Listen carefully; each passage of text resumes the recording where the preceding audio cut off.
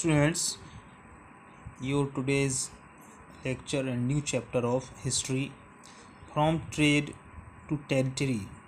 The company establishes power यानी कि trade to territory कैसे east India company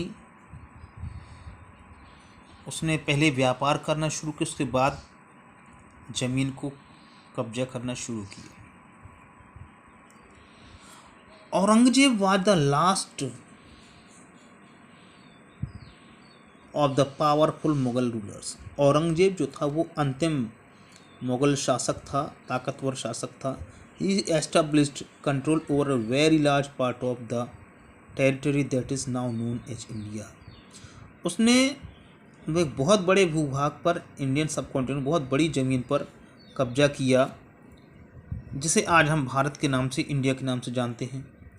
after his death, उसकी मौत के बाद, जब वो 1707 उसकी डेथ हुई, बहुत सारे मुग़ल जो गवर्नर्स थे, या आप कह सकते हैं जिनके पास अलग अलग रियासतों को की जिम्मेदारी दी गई थी, जिन्हें सूबादार बोलते थे या बिग जमींदार थे, उन लोगों ने अपने अपने हिसाब से अपने अपने क्षेत्रों में शासन चलाना शुरू कर दिया था और अपने क्षेत्रीय राज बना लिए थे.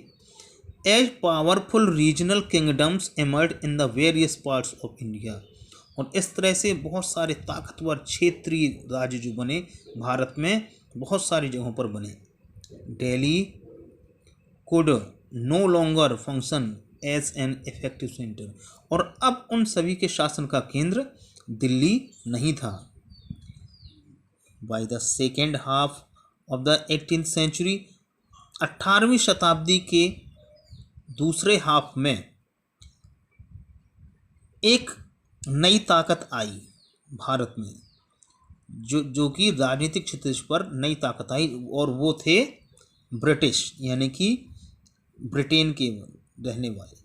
Did you know that the British originally came to be small trading company? क्या आपको मालूम है वो केवल एक छोटी व्यापारी कंपनी के रूप में आए थे. And were reluctant to acquire territories. और वो कभी इस मंशा से नहीं आए थे कि उन्हें यहाँ पर जमीन हथियानी है या शासन करना है, वो केवल व्यापार के उद्देश्य से आए थे. How then did they come to be masters of a vast empire? फिर वो कैसे इतने बड़े विशाल साम्राज्य के मालिक बने? In this chapter you will see how this came about. आप इसमें पढ़ेंगे कैसे ये हुआ. फिगर 1 में दिया गया है, Bahadur Shah Zafar and his sons being arrested by captain Hudson. Captain Hudson ने यहाँ बहादुर शाह जफर, उनके बच्चों को गिरफ्तार किया हुआ है. After Aurangzeb there was no powerful Mughal ruler. Aurangzeb के बाद कोई भी ताकतवर राजा नहीं, बादशाह नहीं हुआ. But Mughal emperors continue to be symbolically important. लेकिन फिर भी उनका महत्व है.